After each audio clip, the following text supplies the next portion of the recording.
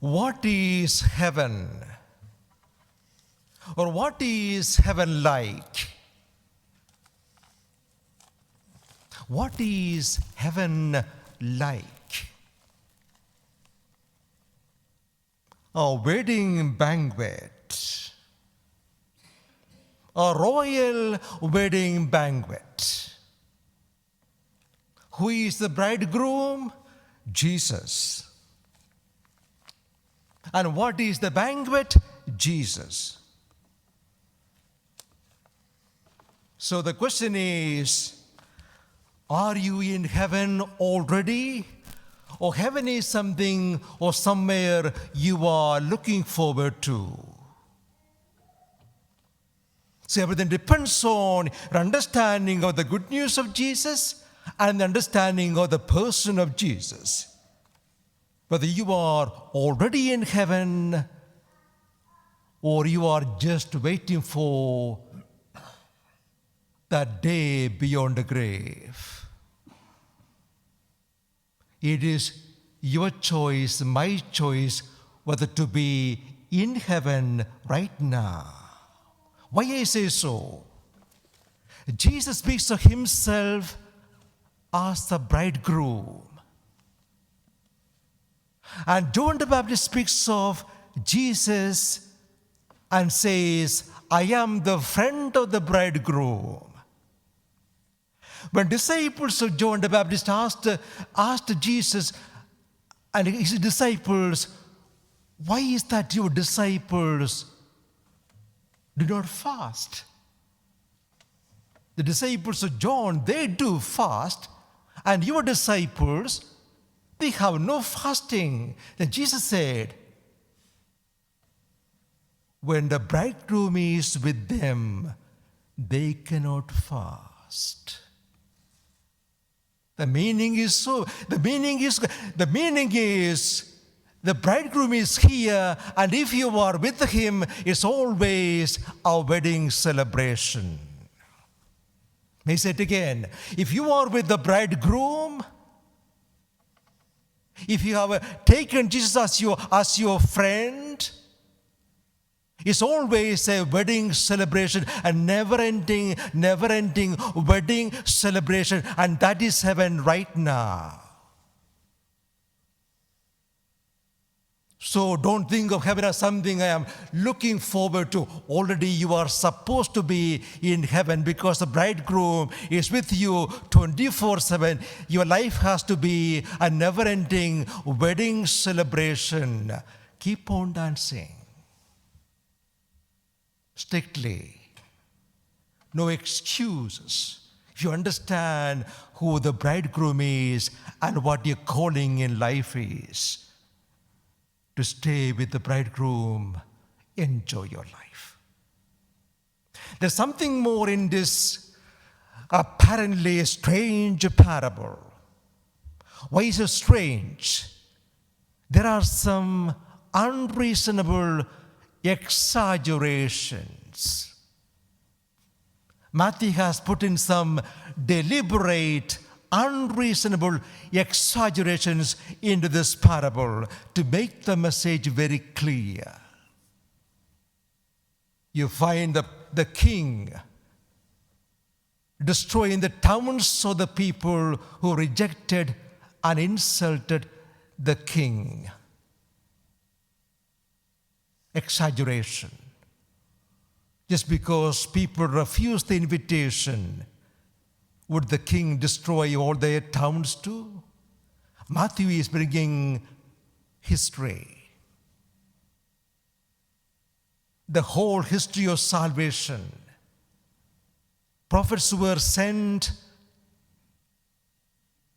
with the good news, the Messiah is on the way. Those days there were two invitations for any celebration. First of all, some time ago, the invitation will come. There's a wedding going to take place in a few months' time, so get ready. Put that date in your diary. Then on the day of the wedding, when the meal, everything is prepared, The food is ready, everything is set. Then the second one goes, now everything is done, all ready, just to come on in. Everything is ready. Just come in. The warning was given, the advance notice was given, and the last second, it's all done now, please come. What is the meaning here? Jesus, the banquet, is ready. He is here right now. This is the only chance, everything done, so be wise. Don't say no. The banquet is here. The bridegroom is here. Come for the celebration. These words are not just for the people of these words are for each one of us. We may read this passage as something the Lord telling the people of the time. The Lord is telling you and me right now, the banquet is ready, the bridegroom is here, come on, let us celebrate. Now note the strangest thing in the tale. The poor chap without the wedding garment. The meaning is very clear and very beautiful. The one who got the invitation and took the invitation, accepted the invitation, did not take the celebration seriously. That can happen to you and me. We have taken the invitation, accepted the invitation, and chosen to follow Jesus, but our life doesn't show that we are living up to it. The free gift of grace. Those days, the host will provide the wedding garment. Free gift.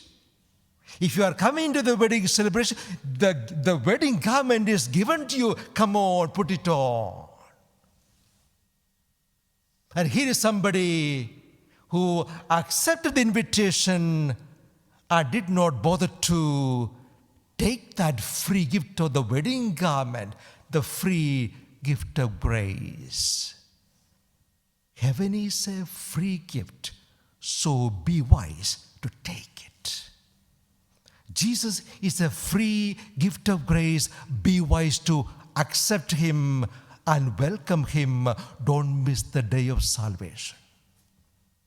Don't miss the day of today is the day of salvation. Now, in case you wonder, what does it mean, this wedding garment? Living a Christian life, being a true disciple. What does it mean to be a true disciple? The second reading is all about the wedding garment. Somebody there, shining in the glory of the wedding garment, Saint Paul. Saint Paul, after his conversion, was wearing the wedding garment all his life.